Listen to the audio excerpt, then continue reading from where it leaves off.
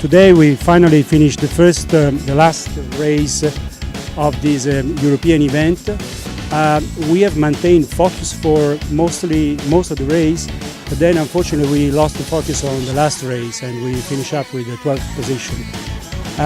But it's been a great event. I think that we've been constant all over the race, and that's why we finally won the European Championship. I have to especially thank my flamboyant tactician, Francesco Evaldi, and my close to perfection tailor, Diego Battista. I think they've been great, and I think I have to especially thank them to accept the principle that